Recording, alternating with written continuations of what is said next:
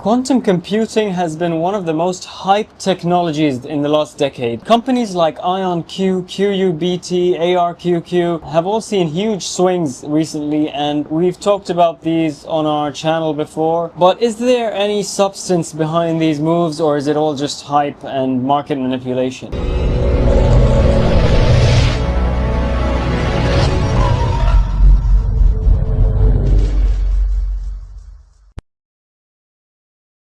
So just a refresher before we start, actually a disclaimer and then a refresher. So first of all, nothing in this video is financial advice, for entertainment purposes only. As for the refresher, let's just go over what quantum computing is. Classical computers use bits, zeros and ones, while quantum computers use qubits. So that is like a bit that could be 0 and 1 at the same time. Even I don't fully understand it, but this allows them to solve certain problems a lot more quickly, like a lot, like multiples more quickly than a regular computer could. So if you just think of anything that a computer does, like scanning something, reading something, scanning something, checking something, detecting something, whatever, computers are pretty powerful now. Whatever they can do, this can do it like a million times more. But we're not fully there yet. Most quantum computers are quite experimental, and it's more of like a speculative investment for the future. So one of the biggest names in quantum computing, apart from like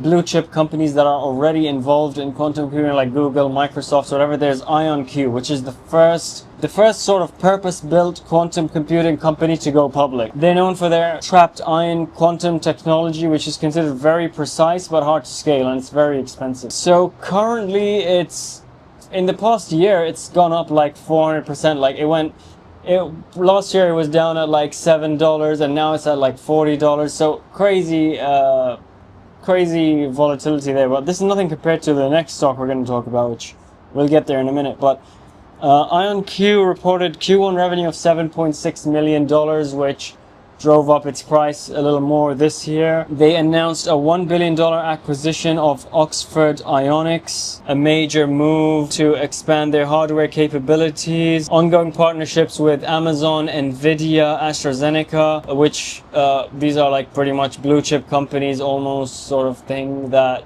boosts investor confidence. And they are still not profitable. They're still pretty much in R&D stages. They're trading at like 90 times, like 90 price to sales ratio, so there's very high expectations of this company in terms of their sales and revenue. Many experts say that fully using quantum computers is still many years away, and they're probably right, which is why, I mean, all this AI development might be like speeding up the process, but still, it is still something for like the future, so that's why any investments you make in here, you'd want to be a bit cautious. So it's a good company and everything, but the expectations are really high. Like the prices that it's trading at are like the best case scenario. But then we've seen other stocks like Nvidia, Palantir, and Tesla, for example, and they go very high during the hype, and then when they start actually making money, they still keep skyrocketing even more, like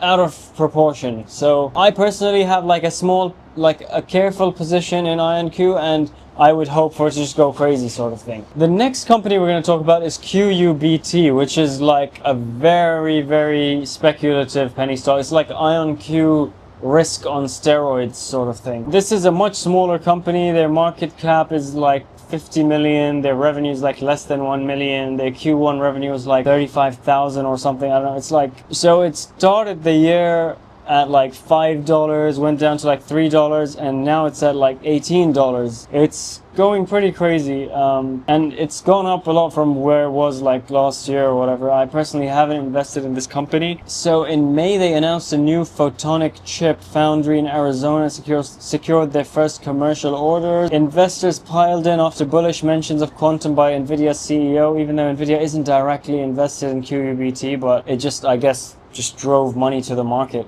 to the whole industry or whatever. Technical traders jumped on the momentum, and it just became like a meme stock sort of thing for a while. I think it's gone up like 3,000% in the last year or something like that. It's like 31x whatever. So if they can commercialize these photonic chips, there's some potential, but the price is like extremely unrealistic. And like while IonQ I feel like has some sort of foundation, I don't know about this one. So I'm sitting this one out for now. And then there's the other stock, the cybersecurity quantum related stock, ARQQ, that I talked about before on this channel. They're not building quantum computers, but they're working on quantum safe encryption, so protecting data and companies from the future of quantum computers. Because as I mentioned in my last video, like if there's going to be quantum computers, so for example, if a computer is trying to break into an encrypted computer and is trying to guess the password, and it tries out different it runs like different passwords to check if they would work, quantum computer can let that process happen way more quickly. Like something that could take me a very long time, it could get done really quickly. Obviously, if you're going to have such powerful computers around and the wrong people could have such computers, you need that level of protection. So that's why I think something like ARQQ makes sense. This stock is slowly like waking up a little bit, and I have a very, very tiny insignificant position in this, so whatever happens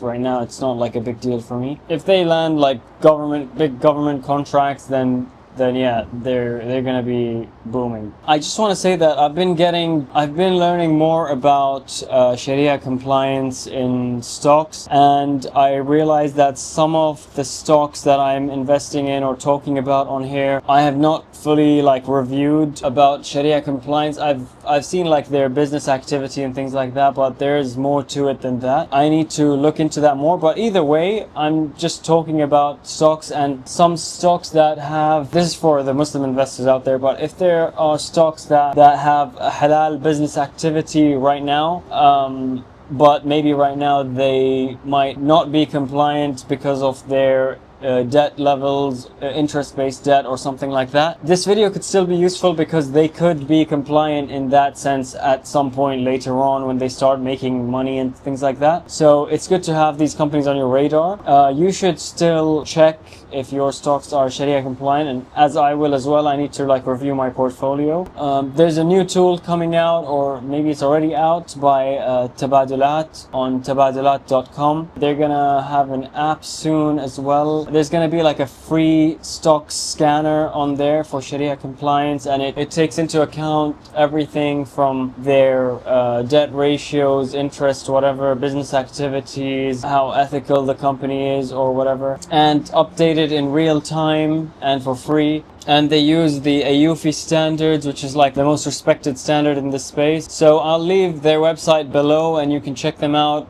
You can either use the tool now or you could sign up on their website for early access. And that's all for this video, and I'll see you in the next one. Don't forget to like and subscribe and let me know your thoughts below. Bye bye.